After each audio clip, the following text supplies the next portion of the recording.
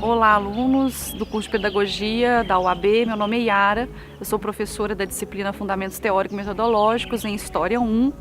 Eu, juntamente com os tutores, que vamos acompanhá-los nesse semestre, desejamos as boas-vindas a todos vocês, esperamos que tenhamos um ótimo semestre letivo.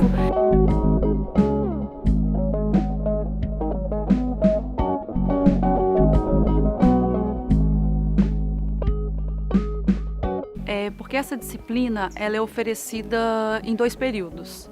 Então, como a gente tem uma possibilidade de trabalhar ao longo de um ano, praticamente, 2 semestres, eu vou dividir esse trabalho que é muito melhor, né? A gente tem a possibilidade de trazer uma reflexão mais prolongada. Então, para esse primeiro momento, que é muito importante, como esse primeiro momento é Fundamentos em História 1, é importante trazer uma reflexão sobre a natureza do ensino de história na educação infantil e nos anos iniciais, que é uma reflexão fundamental para o pedagogo, futuro professor, né, desse público, que são os alunos da educação infantil e dos anos iniciais. Então, eu vou privilegiar, nesse primeiro momento, né, a intenção minha e dos tutores, é privilegiar uma reflexão sobre o que é a disciplina História para esse público infantil. Então, esse é o primeiro momento. Para, no segundo momento, né, Fundamentos Teórico-Metodológico em História 2, a gente promoveu uma reflexão sobre os conceitos e as habilidades em História na educação infantil e nos anos iniciais. Então, principalmente nesse momento, nesse período, a reflexão vai se deter sobre o que é ensinar História, o que é aprender História na educação infantil e nos anos iniciais. Esse vai ser o foco da disciplina.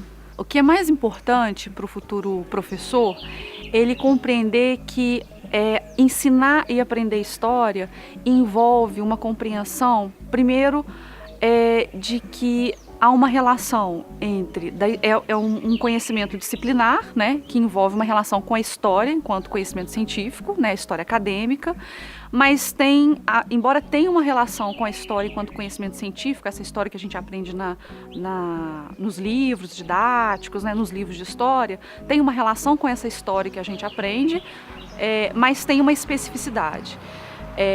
Que tem a ver com a dimensão da memória, ou seja, esse sujeito, essa criança ou o próprio professor, ele não só aprende história pelos livros didáticos ou pelos livros de história, ele aprende história também pela relação que ele estabelece no mundo, né?